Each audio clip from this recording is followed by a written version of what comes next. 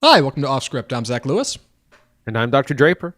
Today on the show, we're taking a look at Sean Baker's Anora. Very excited to talk about Anora, Palme d'Or winner at Cannes this year. We're also taking a look at Conclave, the new Edward Berger film, right? That All Quiet on the Western Front, Edward Berger, made on Netflix last year. Yeah, Conclave is out, and it rocks. Really excited to talk about Conclave.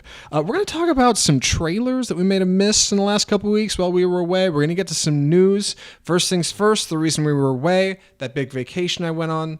Fantastic. Had a great time. You can ask me about it in person. That's not what we do on this show. What we do is watch movies. And while I was away, dude, Dr. Draper has watched so many movies. It's nuts. That's right. I can't keep up with this. So he has taken the liberty of putting together a little home shopping list for us of stuff he watched. Andy, what have you what have you been partaking in? Fill us in. Well, I really tore through a lot of horror stuff mostly. So I'm going to go down this list and then kind of go back through it. So I watched the original 1978 Halloween, the original Halloween, because I'd never actually seen it from beginning to end, just always seen it kind of in clips. A movie called the Coffee Table, which is a Spanish language kind of very dark comedy that a friend had told me about. Very funny, very dark. Hellboy, the Crooked Man.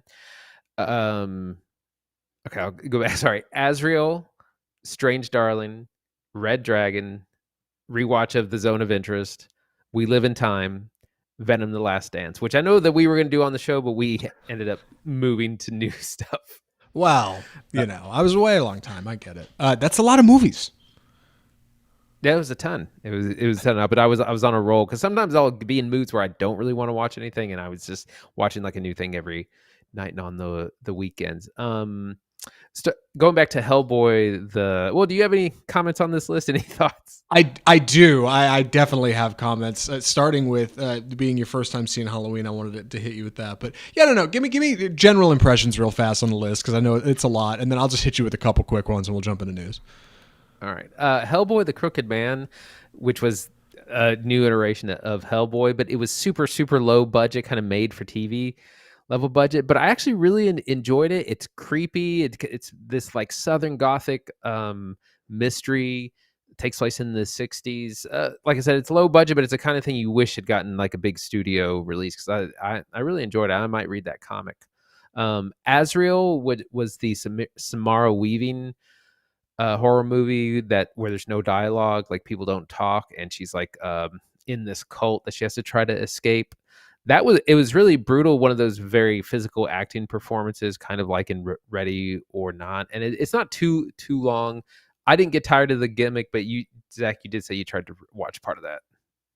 I did start it, and I admittedly did not finish it, which is a pretty damning indictment of my viewing experience. Strange Darling was a horror movie that I've heard a ton about. I don't want to say really much about that other than that it was phenomenal. I had heard a lot of buzz about it, and I kept hearing like don't like watch a trailer, don't look up a synopsis, just see it if you're interested. And it's worth watching. Very intense movie, great performances. Red Dragon, which is from 2002 and is part of the Hannibal Lecter film movies. It's a prequel to Silence of the Lambs, or takes place before Silence of the Lambs, with Edward Norton and Ralph Fiennes, who's also in our movies today.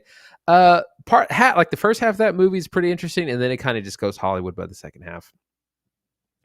Very haunting seeing The Zone of Interest a second time. I was afraid I was going to be maybe a little bit bored, but I wasn't because it's still very haunting. Second time around, the sound, I'm really glad we watched that in the theater because the sound is such a big part of the movie, and your home theater sound isn't going to do it justice, but I was glad we saw that. We Live in Time was the rom-com with Andrew Garfield and Florence Pugh. That has really good performances, and I'd heard a lot of buzz about it. The rom-com is a little cliche. It goes a little bit by numbers. It does this anachronistic thing where it constantly is jumping between past, present, and future, and every cut you don't know what if it's been 5 minutes or 5 years. That's a little interesting. Kind of gets old after a while. It was okay. I recommended it for people looking for a rom-com. And Venom: The Last Dance, which was probably the weakest of the Venom movies. It starts strong, ends strong, really kind of weird and kind of boring in the middle. but a good last like action sequence. Yeah. I know we were supposed to cover We Live in Time and Venom: The Last Dance on this show. Due to me being away, we kind of figured we'd retool it, do stuff that's more, it's out more recently, and stuff we just wanted to watch more. But regardless, I do want to ask a couple of these. Venom: The Last Dance, good ending for Venom, good outro for our trio of films. Are we getting another one? What do you think? Is Tom Hardy showing up in the Avengers? It's a good end. It's definitely also trying to do the Marvel thing of like set up a bunch of stuff. It's trying to set up Null, the King in Black, whatever, as like the next this Thanos level villain that's coming. Kind of hints at Sinister Six and probably some future Venom symbiotes. Kind of does a little too much of that. The relationship with Tom Hardy and Venom is very good. That's what works the best. But it's definitely trying to set up some more films.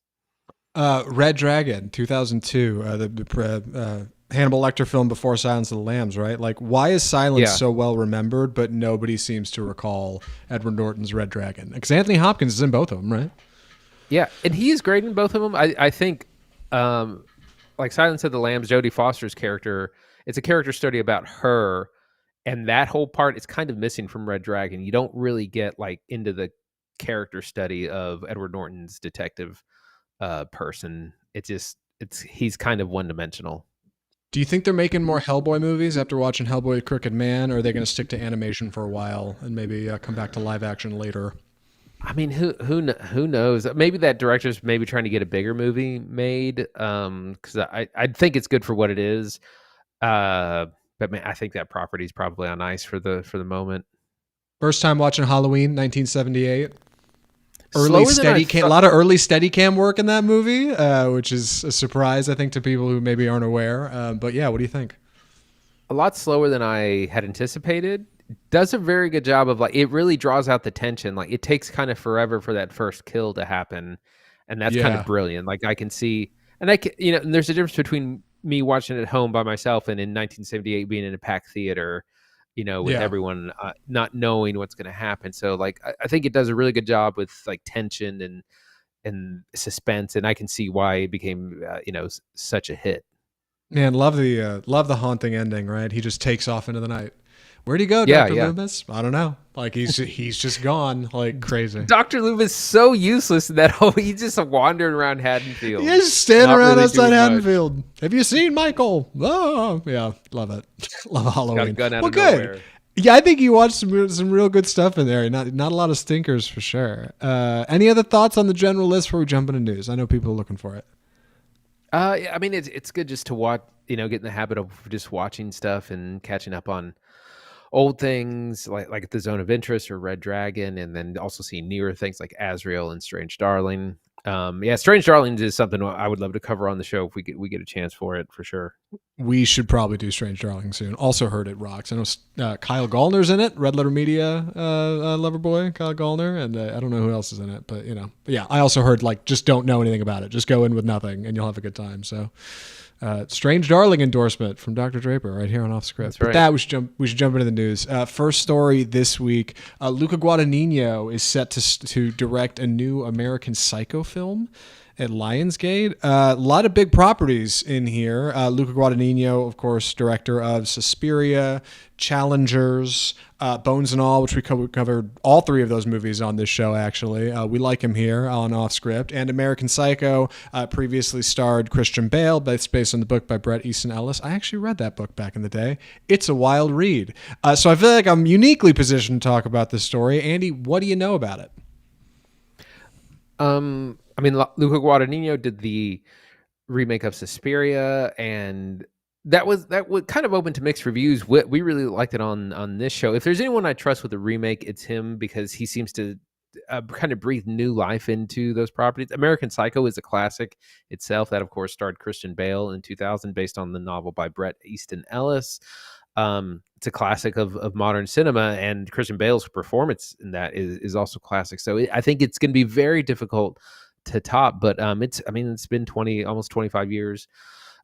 So I think it's about time. that'll I be think exciting. you're also right regarding his like position as somebody remaking a film. Lionsgate Motion Picture Group Chair Adam Fogelson had to say about Luca Guadagnino, quote, "We are thrilled to add another elite filmmaker to our upcoming slate. Luca is a brilliant artist and the perfect visionary to create a whole new interpretation of this potent and classic IP. It's exactly what he did in Suspiria. That's what we'll be looking forward to here, right? Like a different kind of Patrick Bateman. We're not expecting the same 80s kind of schlocky Christian Bale character. This will be something entirely new. May not even be set in the 80s. I know Suspiria makes a jump in time. Like they don't do it. Well, not really, actually. I take it back. It's definitely still World War II, like in that new Suspiria remake. So it's not quite modern, but it feels uniquely timeless. We'll see what ends up happening here. And hey, I know Lionsgate needs the W. Like they've had a bunch of L's this last year. Like they cannot seemingly get a winner in theaters. So hopefully this will turn out something great for them. In the meantime, Luca Guadagnino will be hitting us with Queer later this year, right? With Daniel Craig and Drew Starkey. Yeah, that's right. I think that's what he's got going on. Yeah, we'll cover that on this show. Next story, Marvel's Blade is off the release calendar. We've been talking so much smack about Marvel's Blade. We've been talking a lot of smack about Marvel's Blade on this show. What happened, Andy? Well, what do you mean Blade's not coming out? We've been saying for a while that this project is just gonna be canceled. It's gone through 2 directors, multiple writers. They cannot get it off the ground. And this was announced back in 2019. Like, just post Avengers Endgame that summer that they announced this with Mahershala Ali. And yeah, I mean, he's getting older as well, and they just can't seem to find a direction. And so it is just off the calendar, which we fully anticipated would probably happen. And in fact, it looks like Fantastic Four might get moved to that November date, November 2025. So not a surprise there. Wesley Snipes' Blade cameo in Deadpool and Wolverine never looked so good, right? Like there never is going to be another Blade seemingly, and it doesn't make a lot of sense. Disney has great talent on board. They have a great character. Why can't this movie get made? I don't know. Nobody knows why it can't get made. It's probably an issue of executive dysfunction. They got too many suits over there trying to figure out who's going to be in charge of Blade. Meanwhile, they got directors dropping out like flies because they don't want to be caught in the middle of it. And nobody wants to be attached to a bad script, except for seemingly Mahershala Ali, who's stuck with this whole time up until now when he's seemingly not doing it and it's off the calendar. I don't know, man. I don't know why they can't make a Blade movie. Like they've got a lot of, what am I trying to say here? They have a lot of content they can lean on. Like whether you're looking at the comics or the old movies, like there's a lot there. So I don't know what the problem is, but they seemingly just can't get it done. That's Blade. If it comes back on the calendar, we'll talk about it. I'd love to see a new Blade movie. I think a lot of people would. Andy, how about you? Would you like to see a new Blade movie? I would, but it also seems like other people are just going to do it. The Ryan Coogler Sinners from that comes out in the spring is his kind of vampire movie that he's it's a similar story from what I understand, or basically they took the idea of like a black vampire hunter and said, we're just going to do our own version of it. Yeah, so starring Michael B. Jordan. Yeah, right. Well, hey, it's not all good news for Disney. I mean, that wasn't good news for Disney, but more bad news from Disney. They lost their Star Wars Daisy Ridley screenwriter. Stephen Knight, the guy writing that Daisy Ridley Star Wars movie that's supposed to be coming out, he just bailed on the whole thing. He's not doing it anymore. Seems like the project's in free fall. Do I have that right? I mean, the director is still attached. It's still, I think it's slated for like December 2025. Or 26, one of the yeah. I mean, it's just again, Disney just cannot get a Star Wars property off the ground. I do think this the other Star Wars movie is the Grogu and Mandalorian film. It does seem like that is gonna happen, but man, they cannot seem to get anything else off the ground. They've gone through multiple writers on this project as well. It is so fun in our darkest moments to position Disney as a bit of a creative punching bag, right? Like playing Rocket League and talking about how things aren't going to work and why they just can't seem to get one of these movies off the ground. And man, news just keeps coming out to perpetuate it. Like it's baffling to me that the Mandalorian and Grogu movie is probably happening. And meanwhile, this one is just running into problem after problem. I mean, the original screenwriter was Damon Lindelof, for God's sake. He's a great screenwriter. Lost, Watchmen. Like, come on, man. man. Like, my man can make stuff, and he just, like, they can't agree, and they can't figure out what they're going to do or how it's going to have value to the, I don't know, shareholders or the audience or something. Like, it's just, again, it seems like executive dysfunction over there. Like, it seems like there's just too many people with too many ideas and nobody with like a real clear vision. Over Halloween, I was rewatching bits of Matt Reeves' The Batman, right? Came out just a couple years ago, the Rob Pattinson Batman. That movie is just somebody who's just got clear direction, right? Like, I know what I'm making. I know there's this whole Batman mythos and that fans are going to have hot takes on what they think. I got a script. I'm making the movie. Like, you just went for it, you know? Even like Todd Phillips' Joker 2, for God's sake. You just go for it. You're making your movie, right? Like, I don't care what the haters think. Disney, meanwhile, cares immensely what the haters think. They care way too much, I think. Yeah. And they just can't get one of these movies out. It's nuts. It's really baffling. They haven't had a Star Wars film since 2019. We're going on 5. This will be 6 years until 7 until one actually comes out in 2026. So man, I don't know what I don't know what they're doing, but they cannot pick a direction. They cannot keep the talent. That's the other thing. A lot of these writers leave because of creative differences. They just get frustrated with the process and just say, I'm out. Yeah, who can blame him? Hey, somebody I am keeping an eye on, Skinamarink director Kyle Edward Ball. He just landed his next film at A24. And we talked about this when we reviewed Skinamarink, which we were both warm on Skinamarink on this show. Skinamarink fans over here, all right? Skinamarink's a good time. What is he doing next? What's the gimmick, right? He can't just do Skinamarink again. So what do we know about this movie, Andy? Very little outside of the title. It's called The Land of Nod. We have no idea what any of that means. Everything is under wraps. He is writing and directing. He had teased a couple of horror ideas, but we don't know if that's a part of this. So we really don't know, other than he's on to the next thing. And I'm always excited when, kind of a young and up and coming director has their sophomore project. Again, I really liked Skinamarink, one of the few that thinks it's brilliant. So I'm interested to see what he does next. Yeah, speaking of variety in 2022, Kyle Edward Ball teased 2 ideas for future projects. We don't know if either of these is The Land of Nod. We don't know if either of these is this movie. But what we've got is, one, a take on the Pied Piper legend, and the other is about 3 strangers who all see the same house in a dream. Could be more housework, right? Could be a bit more of that Skinamarink vibe. I don't know. We have no idea what this is. We don't know if it's either of those things. But we know Skinamarink was cheap. We know our man can seemingly work a movie on a budget, but again, can you catch a different kind of lightning in the same bottle, right? Like, can you do it again? That's going to be the big question for Kyle Edward Ball. Fortunately, he's in a good medium for it. Horror's pretty cheap, right? The horror genre is pretty cheap. A24 is a big deal. I'm sure they'll promote him just fine. I don't know. It seems like a layup, right? Like, if it's good, they'll put it in theaters. If it's bad, it'll go straight to streaming. You'll never hear of it. I don't know. We'll see what happens with Kyle Edward Ball. Meanwhile, I'm pretty sure you can still sub to him on YouTube. I think he still has an active YouTube account. I mean, not that. He liked active, my tweet. Yeah. Oh God. What was your tweet? Did you rattle off a Skinamarink tweet? No, my substance tweet. Everybody go find the sound. Yes. Someone someone must have told him about it, and then he liked it. Yeah, that's right. Because you had a Skinamarink sound in there, right? In this house. That's right. Would recommend following Dr. Draper on Twitter. I'm not just saying that because he's co-hosting and he can hear me. Like, he's a good follow. My man's got good content. One more story this week from the box office. Venom 3 scores $26 million to stay at number 1. Meanwhile, Rob Zemeckis' new film Here goes nowhere with a $5 million opening. It's a good headline, Hollywood Reporter. That's good. Here goes nowhere. I'm a fan. Andy, what do you know about the box office this week? Man, Venom 3 doing great. Just crossed 300 million at the global box office. Not super strong in the States, but doing great abroad. It costs 120 million to produce, so it's well in the profit range, and it's probably going to have some more legs.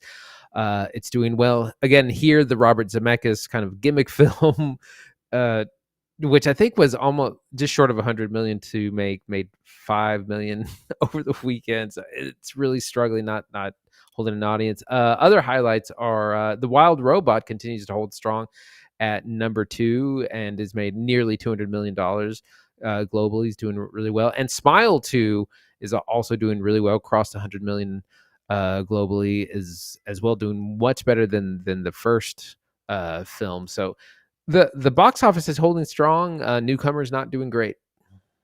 Yeah, I don't think there's a lot of surprises this week. Like, I would love to say I'm surprised that Venom 3 is doing good because I was so cold on the last couple. But the global box office disagrees. People like those movies. So yeah, it's doing good. That makes sense. Meanwhile, like Rob Zemeckis' new film here, bit of a gimmick, right? Camera on one location for the whole movie. Nah, not so much. Doesn't really do it for people. They don't really turn out for that, right? Like, I get it. Juror number 2 from Warner Brothers only goes to 50 theaters. Barely makes a splash. Of course it does. They barely premiered it. Like, odd angles for the film industry to lean into, but I don't think any odd news if you've been keeping an eye on this stuff. Even still, I'm glad we cover it, especially because I've been gone. It's good catch me up, I think. And speaking of catching me up, we got to jump into our first film of the episode. It's going to be Anora with the Bullet. Any other thoughts on the box office, Andy? And just in case you got any runaways. Again, Venom started slow, but has done really well overseas. It had strong legs. It's probably going to continue to do well. It doesn't really have any competition for another couple of weeks. So, yeah, Venom 3 and The Wild Robot both holding really strong. Yeah, glad to see it. Not so bad at the movies, although things will slow down a little bit before we get into the holiday season here. I think that's okay. We can use the break. With that, we should jump into our first film of the episode. Like I said at the top, we got a Conclave review coming at the end, some trailers. Before we get there, we need to talk about Sean Baker's Anora. So, Anora is the story of Annie, a young exotic dancer in Brooklyn who meets and impulsively marries the son of a Russian oligarch named Ivan, who's actually a pretty charming kid for the most part, for being a spoiled brat. They are hyper modern, right? They party like nobody believes, and they get liquid IVs the next day, and they run around the boardwalk and have a great time with each other. And on a fateful weekend in Las Vegas, Ivan comes up with the idea that, hey, if we, maybe get a hitch, this can turn into a bit of a green card situation, and I could stay here in America. And Annie takes him up on it. I think that's a great idea because she falls for this kid. She's crazy about him. But it's only after their hits that she discovers that Ivan's upbringing comes with a few caveats she didn't expect. And when a couple of rough men show up to figure out what this deal is between what they call a fraud marriage, her and Ivan, Vanya, as she calls him, it's up to Annie or Anora to figure out how to get through and keep her fairy tale alive. It is a fascinating picture that won the Palme d'Or at Cannes last year. Sean Baker has made a few features that I haven't seen enough of, frankly. I know we covered Florida Project on this show. I think I've maybe seen a couple others that we haven't covered here. So I was really looking forward to this and not knowing a lot about it, just kind of going in fresh. We managed to catch one of a few screenings in our town here, so we actually saw it in a theater, which rocked. But first, I got to know, Andy, what did you think of Anora? So I've heard a lot of buzz about this. Again, Palme d'Or winner at Cannes. I've heard a lot about the main performance by Mikey Madison, who's an up-and-coming star. And I wasn't sure what to think, but I ended up really liking it, and it kind of stuck with me for days after. I was a little unsure of where it was going, but I think it wraps up in a really smart place. It is really funny. There's a lot. I mean, my audience was cracking up throughout the whole movie. Great, and there are great performances, not just from Mikey Madison, but everyone who's in the movie, because the writing is really strong. Even the side characters are written really three-dimensionally, and it's a bit of a tragic tale, but also strangely hopeful at the same time. Really ended up really enjoying it. Yeah, Anora's a lot of fun and looks great on screen. Sean Baker knows how to spend a budget, and this movie looks lush, right? These giant mansions, these like expensive clubs, even the seedy clubs that look okay at night with the lights on. Like, all of this comes alive in Anora, and it's a cool experience to watch in a theater. If you have the means, you should. I'm sure it'll be available on streaming soon. You can watch it on the big screen, but great presentation. I want to start off with that. Additionally, like you said, incredible performances. I saw this people saying this was like a career, like kindling for Mikey Madison. Like her career's going to take off after this. After watching the film, they're probably right. Put this girl in some movies. She's got the chops. Additionally, there's one other guy in this movie who I don't think is in the trailer ever once. Yura Borisov, who's a Russian actor, is incredible as Igor in this movie. He's stunning. And one more mention, Mark Edelstein as Ivan is a ton of fun. This like young kid who's comes from a bunch of money and is in America and doesn't really have a lot of empathy for the people around him because he's just there to have a good time, man. And like when he takes Anora's arm and brings her along for the ride, like that film immediately hits the gas. You get going somewhere, which turns into like a bit of a brakeless freewheel when the film takes a turn in Act 2 and these guys show up and want to know what the hell the deal is with these two and what do you mean you married an erotic dancer, and it makes for a fun time. Yeah. Geez, where to start? So I'll start with performances. So Mikey Madison does the heavy lifting in this movie. She's like kind of this loud, very confident girl who she works at a high-end strip club and gets mixed up with Vanya. But what's interesting is that she is like she's confident, like she's loud mouth. She has to learn how to look like a convincing exotic dancer. So there's a whole lot of like it's a very physical performance in the beginning and first half, and then it's a very kind of emotional thing throughout the rest of it where she's trying to hang on to this thing that seems too good to be true because Vanya is grotesquely wealthy. He wants her to be his girlfriend for a week, and she says okay, and they agree to 15,000, and he's like, no problem for you to like pretend to be my girlfriend for a week. And he pays for everything. They party, they private jets, private hotels, lots of booze and illicit substances. It just seems like too good to be true. And the thing is, her character is all business. Like from the beginning, she's like, you want her time, you want access to her, it's going to cost you. And so that's how her character is throughout the whole movie. And she's found this golden goose, and she's trying desperately to hang on to it. And meanwhile, Vanya, again played by Mark Edelstein, I'll have to work on his last name. Yeah. It's long. It's long, and I could probably read it better in Russian. Mark E. He does a great job as being this kind of hapless playboy. He doesn't care about anything, just wants to play video games all day. He has to speak both in Russian and in English very convincingly. And but he's also deep down doesn't really care about anyone than himself. And so just really strong performances, and also some surprising performances from our like goons who show up to be like, okay, we're getting this thing annulled and you need to come with us, like whether you like it or not. Some really fascinating performances. Yeah, and like some really incredible tones in Anora. Like it fundamentally starts as like an ambitious, idyllic romance, right? Like these two meet, and at first it's kind of like a fun dating thing. I'm paying you, but we're all so cool. And then they really start to fall for each other. And you get these wonderful scenes of them like having fun, hanging out with friends. They go to a candy shop on the boardwalk, and they're like getting whatever they want, like getting stoned on the weekday and going out to Vegas. And that's all like fine and fun and, loving, heartfelt and sincere, I think. And then in Act 2, when it turns into, I don't want to say too much about it, but it fundamentally turns into a bit of a comedy, which I didn't expect, and it leads to a lot of emotional connection with the audience. Like you had said in your theater, same with mine. Everyone's laughing. Everyone was having a good time in there. Like a lot of genuine connection. And then almost like a Wes Anderson movie, you get a bit of an emotional upswing at the end that you didn't expect. Comes out of nowhere, right? Knocks you right back into your seat. And that is surprisingly powerful for fundamentally how simple this script is. Like Anora is not a complicated story. You could compare it to a Disney story, Cinderella. But I think what you get out of it is really magical. It's something that's going to stick with a lot of people, mostly because I think the subject matter is so sincere. Mikey Madison really is incredible in this. Like not only in her ability to physically perform the role, which is nuts. Like we were talking about like Margaret Qualley in Substance level of nudity on display here. It's crazy.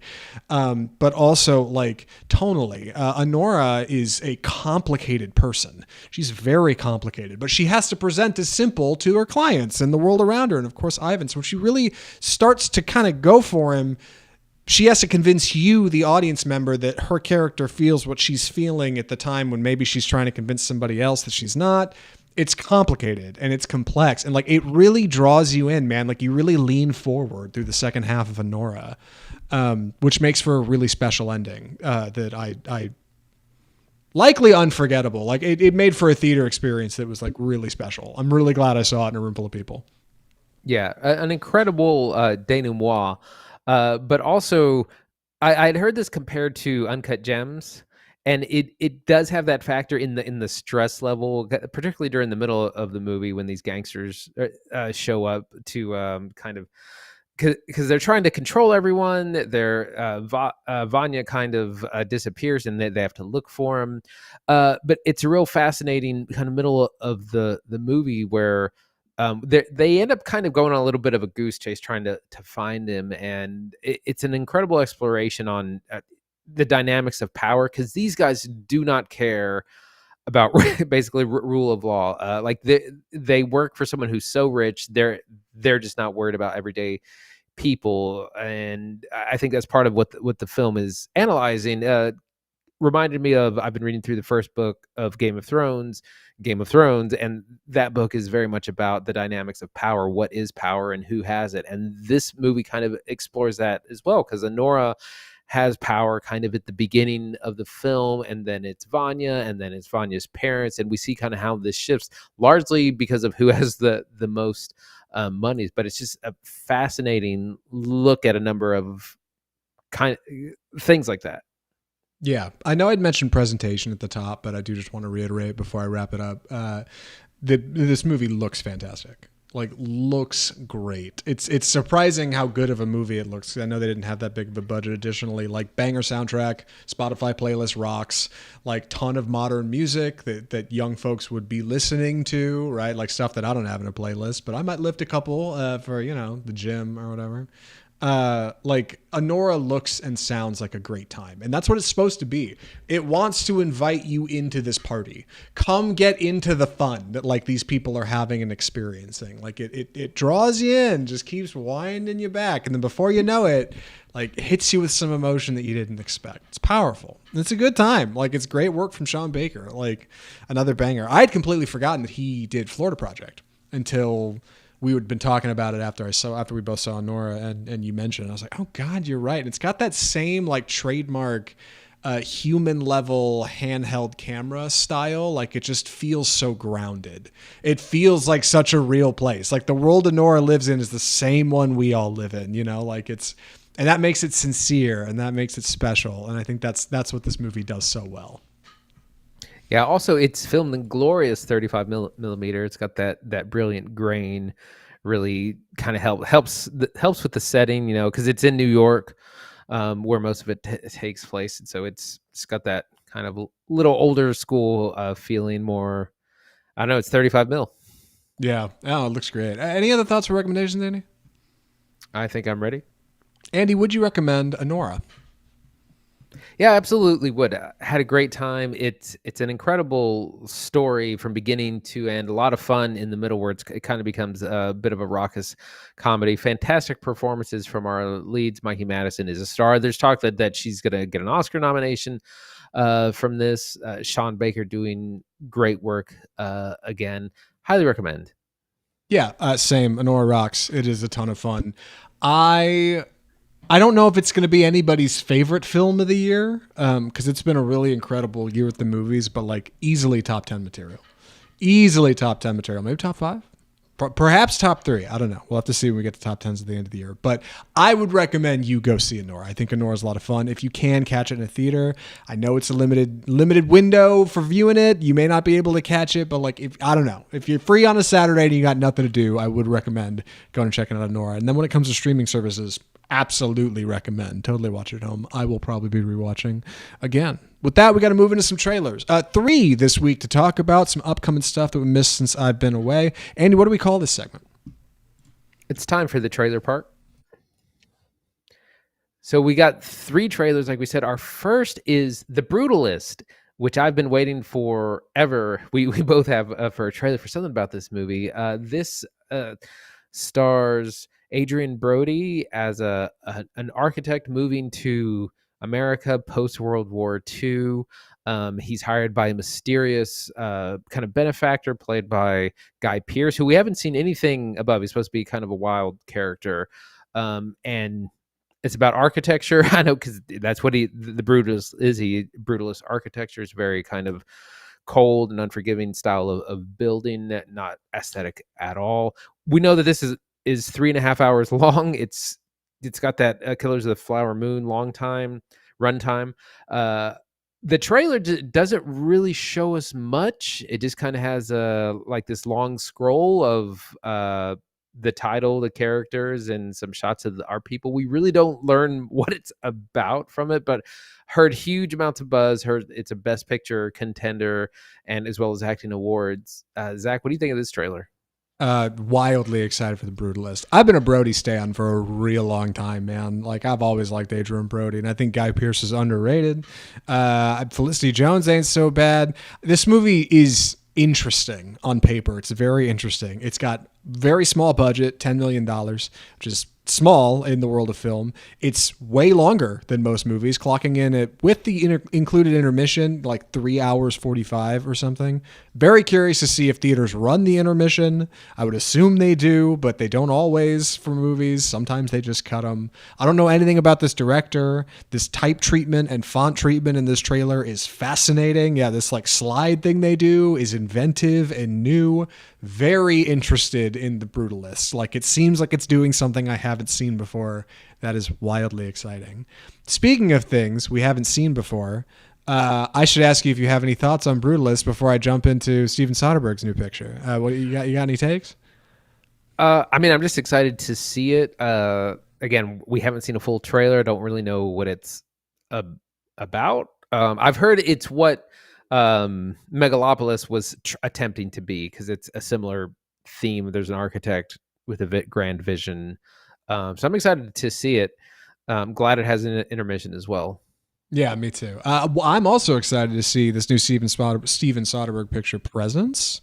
You might have seen the trailer for Presence. It is a horror movie from the perspective of the evil or the entity or the ghost, we think. We know it is about a family that becomes convinced that they're not alone after moving into their new home in the suburbs. That's the IMDb summary anyway, because the trailers don't tell you a lot. You get a lot of shots of what appear to be modern mid-century home and a family in it, and kind of steady cam wandering through it. Just, camera guy with a camera on him, just kind of walking slowly through this house and creeping. Big shadows, big lights. I was telling Andy before we hopped on here that it kind of looks like Skinamarink, but with more action and more people, right? But otherwise, it's just some kind of thing set in a house, and that's your movie. It looks kind of scary. You see some rattling, but I feel like the quotes for this film that like Variety and Hollywood Reporter and other services that have seen it are putting up that they're running in the trailer seem a lot scarier than the actual movie. So I'm wondering what we're not seeing. You know what I mean? Like, is it all toned? Does it pull you in like Skinamarink? Doesn't it? Andy, what do you think of the trailer for Presence? I think it's interesting. I think it's going to be hard to...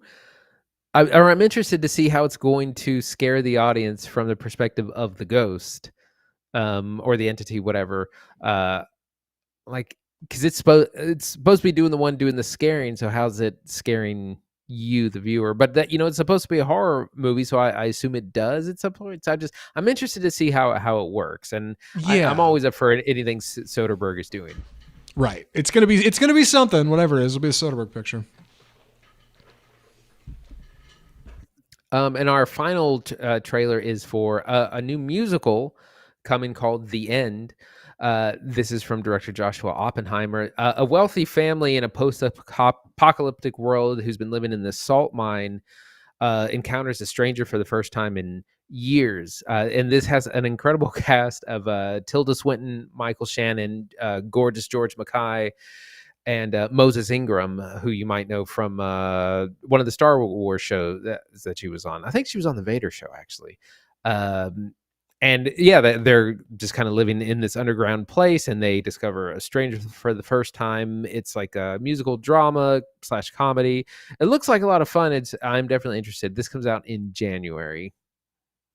Yeah, I'm definitely interested in the end. A bit of a sucker for musicals over here. They fascinate me so. And this one seems so much more fascinating than others. The end is, yeah, an apocalyptic musical set at the end of the world.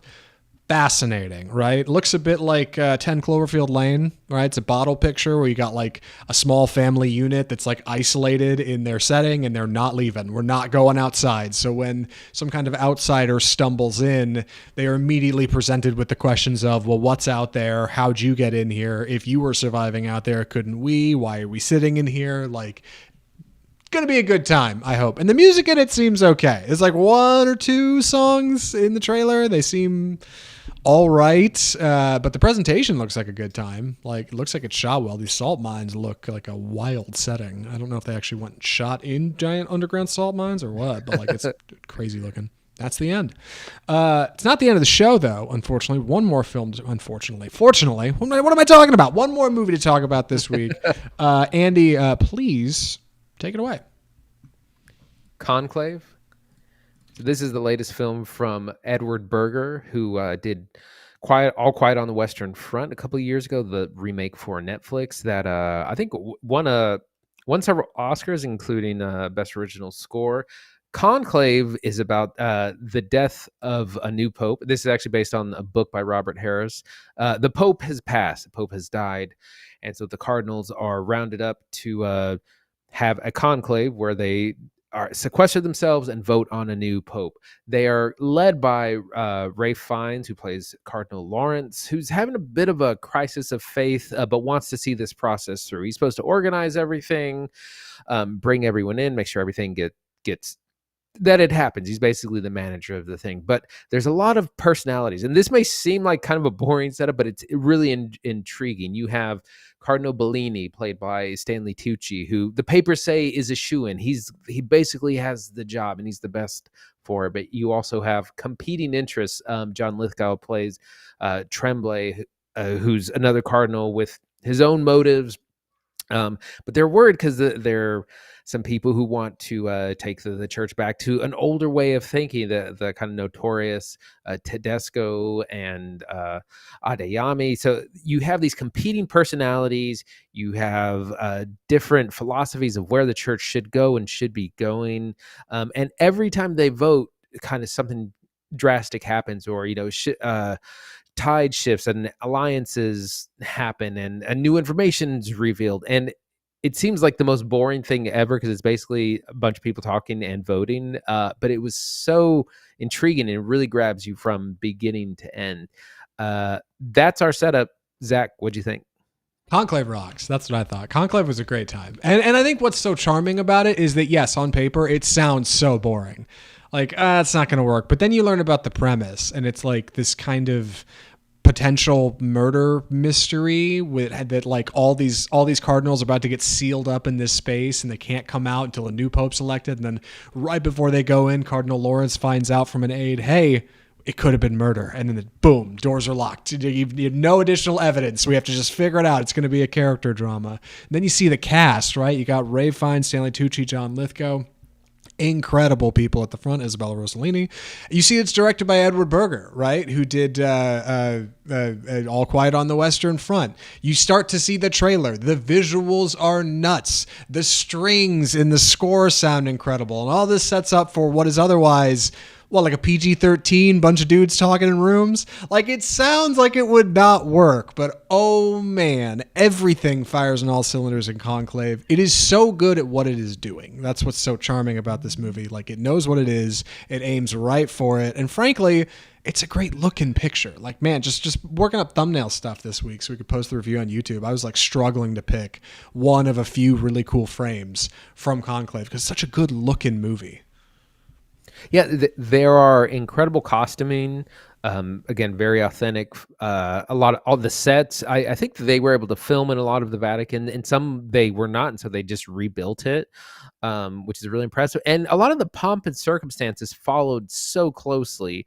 Not that we would know as lay people, but the ritualistic nature of the voting and every little detail is so tedious that it's like, well, that's probably how they do it. and it just really brings you into the world. It's fascinating shots, and the fact that it's so intriguing because it's a big discussion about power once again, and how basically everyone wants it, even those who say they don't. And so it's a matter of how do you, it's very timely coming right after the U.S. election, because it's also about an election, and it's about what do you do when the best candidate or the ideal candidate kind of doesn't have the votes, isn't popular enough to win, and so then you're choosing between lesser options or less than the desirable options, and you have these great instances where the votes shift quite a lot. It changes hands who's in the lead, and you don't really quite know where it's going to go. Yes. By the way, for anybody listening to this later, we're recording this the day after the election. It's November 6th now. Lots of Conclave memes yesterday on Twitter. Good God, the Conclave memes is great. Late night. And this movie is wildly political. It is the best parts of HBO's Game of Thrones, right? Like when you get long episodes where maybe not a lot happens, but the power shifts and the struggle and the deals and the agreements and the compromises, like all come forward while the church is electing a new pope. And it's something they can't spend a lot of time on, because if they spend too much time in it being sequestered, if the conclave can't get their answer right and they keep putting up black smoke after black smoke, it begins to look like the church is at war with itself, right? Like, so for the sake of appearances, for the sake of unity among the world, they got to get this thing done pretty quick. And that keeps the plot moving pretty efficiently too. And I'm impressed at how well Conclave basically explains to you how it all works. Okay, we're all going to be sequestered. We've got these like 153 cardinals. Here's how the voting works. Round 1, round 2, round 3. We're going to keep going at it. You get great scenes in the middle of a lot of cardinals discussing and talking in hushed tones, or one of them maybe start yelling. You get a bit of drama, and you find some unique, intriguing surprises that you would not expect on the surface, that we're not going to reveal here on the show, like that make for a lot of interesting developments, right? People breaking rules, some people abiding by rules because it's the Lord's way, right? Like a couple of great speeches from Ralph Fiennes. Delightful. And I was wrong, by the way. It's not PG-13. This film is rated PG for mild thematic elements and smoking. It is a PG film, and it is so good, dude. Yeah, that's kind of an incredible thing to have a PG film, which is basically family friendly, and to be this intriguing. Think like Oppenheimer, which is another movie about people talking in rooms, and yet it's fascinating from beginning to end. And so is this. The performance from Ralph Fiennes is really special. He says so much with his looks and his face, and there's the way, and all of the cardinals kind of talk like this because they talk in kind of code or in hushed tones or in looks and asides. And he's someone who's looking to possibly leave the church, and his mannerism, it's really great. And it's also surprisingly funny. Like Anora, there's a lot of really funny moments in Conclave where like the whole audience is laughing. There's some really great moments kind of peppered in with the drama that's going on. Also, there is something going on outside the conclave. There's possibly an earthquake or an explosion. They don't know, but it's one of those things that they can't know because they're sequestered, but they know because they can feel it, but they can't be given information. But that also kind of plays into the whole story. Yeah, isolation, like by belief, is like a fascinating theme in this movie. Berger truly believes that every frame is a painting, and it's shown no better than in this movie, I think, like in his filmography. Conclave just looks so good. And you're right, like they didn't film it all in official locations. A lot of it's recreated, which is nuts, because like you would not know it watching the movie. You totally fall for the illusion. You believe what you're seeing is accurate. And it's just a lot of these long hallways and dim lights and candle lights and amazing costuming and like fantastic color work, like that all makes for a presentation that just looks so good. It's such a good looking movie. I know I talk about it a lot, like you should go see it in a theater if you can on the show, but like, dude, Conclave plays great in a theater. It won't be the same when you're sitting at home and you have your phone on the couch. It's not going to hit the same. Like you're going to think it's not that cool or it's kind of lame, but like, dude, it's great. And the soundtrack, my God, the soundtrack, incredible strings, incredible work. The music in this movie almost does as much work as the visuals. Like it will ramp up a moment, like it'll hit drama right when it needs to. It'll bring you somewhere powerful in a scene that visually is just like Ralph Fiennes flicking his eyes from Stanley Tucci to Isabella Rossellini. Like the smallest thing will be so punched up by the music. Like it's fantastic work. I don't know how you pull it all together on a set. I really don't. Yes, the score is really impressive. I added it to the big music playlist I have going of film soundtracks right away. It was scored by Volker Bertelmann, who also did the score for All Quiet on the Western Front. So it's the same composer he's worked with in the past. And again, it helps, the music helps ramp up the tension and keep the movie going. Again, it's a full 2 hours of plotting and discussing and voting, and somehow it's not boring at all. It's fascinating the whole time. Yeah, it's a great time. Like and an easy recommend to any adults, right? Because yeah, like if you could be parents with kids of any age, and you could throw on Conclave. The kids will get bored. They'll go to sleep. Whatever. They'll head into the other room. There's nothing particularly visually frightening or wild that happens in Conclave, but like that gives you so much more room to breathe and just sit with like the politics of the situation and motivation and who's doing what, and just like drink in the visuals. Like it's such a great time, dude. Like Conclave is a simple premise, like almost an elevator pitch movie that wouldn't work if it wasn't for the talent behind the camera and in front of the camera. I like everybody involved in this movie does a great time, dude. Like it's surprising how good Conclave is. And I'm running out of things to say about it. Any other thoughts or recommendations? I think I'm ready. Andy, would you recommend Conclave? Yeah, absolutely. This was a big surprise. I'd heard a lot of buzz, but intriguing from beginning to end. You never know which way it's going to go. Somehow it's incredibly dramatic. Incredible performances from Ralph Fiennes and Stanley Tucci and John Lithgow, as well as some others. Good score, good pacing.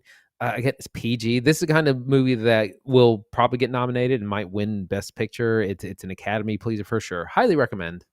Yeah, dude, Conclave rocks. Would recommend. Like anybody over the age of 25 that's looking for a movie to watch, like throw Conclave on, dude. It's a good time. Like, especially if I would say older audiences, I think will really enjoy it because like the cast is older. Like it is in general like a movie that does not sound that cool on paper, but totally works. And really charming, by the way, I should say, to see a lot of big religious iconography outside of a horror film for a change. Like I'm so used to seeing this stuff in like The First Omen or Immaculate, Sydney Sweeney's picture from earlier this year, and then getting a jump scare or something. And like, nah, Conclave's not about that, man. Like it's patient and it takes its time and it rewards you for the effort. Like Conclave rocks. Tons of fun watching Conclave.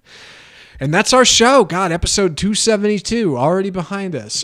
Thanks again for everybody that stuck around with us through the break. I appreciate it. Andy, I know we're taking another quick break because now you're going out of town, right? Yes, that's right. I'm traveling the beginning of next week. So we're going to be returning on November 20th with Heretic, which is the Hugh Grant horror movie from A24, which comes out this Friday, November 8th. That's going to be our big release from that week. And then we're going to see what the other one is. Some other things coming out in the next 2 weeks. Emilia Perez, which comes out on Netflix also on November 8th, is a musical about a drug dealer starring Zoe Saldana. I've heard great things about that. Blitz, which is Steve McQueen's new film about the bombing, the Blitzkrieg of London in World War II, which stars Saoirse Ronan. If you're looking for something for the kids, possibly take them to see Red One, which comes out on November 15th, which is the Santa movie starring The Rock and Chris Evans as well. And later in the month, Gladiator 2 and Wicked are the big releases of the month, and Moana 2 as well. But when we return, Heretic and 2BD. I don't know about Red One, man. Like I was seeing reviews on that early, pretty chunky. We have not said many kind things about Red One. Yeah, maybe drop the kids in Red One and then you go see Conclave. Maybe that's the weekend. I don't know. Anyway, if you enjoyed the show today, if you like what we're doing here on Off Script, if you like the films we watch, or maybe have a difference of opinion, I don't know. If you have made it this far in the show, if you're here, if you're listening and or watching this moment right now, do me a solid, hit the sub button, hit the subscribe. I know it's around. You've been thinking about it. I've been thinking about you thinking about it. Like, just go for it, all right? Hit the subscribe button. You won't regret it. We do this show every week, unless we're taking a break. A much-needed fall break, I should say, by the way, for both of us. We've been doing the show pretty consistently. So it's been nice getting away when we can, if Andy's not watching 9 movies or something, including 2 theatricals. I can't believe it, dude. Like, you so outclassed me. I'm never going to watch that many movies while you're away. But if you enjoyed the show today, subscribe, leave us a rating and review, hit the comments if you can, tell us what you thought of the show, tell us what you thought of the movies we got here, throw a like on it, all the usual social media stuff. We're on Facebook, Instagram, Twitter, TikTok, YouTube Shorts. The YouTube channel, just in general, by the way, is popping off. Would recommend you come join the party over there. We got a lot of cool stuff happening. Let's see, audio listeners, iTunes, Google Play, Spotify, iHeartMedia, you guys rock. We started on audio. We love our audio listeners. We appreciate you sticking around. You can check out our website, offscriptfilmreview.com. And you can leave us correspondence direct at mail@offscriptfilmreview.com. That's episode 272 of Offscript Film Review, the home of bold cinema. I'm Zach Lewis. And I'm Dr. Draper. Thanks for watching.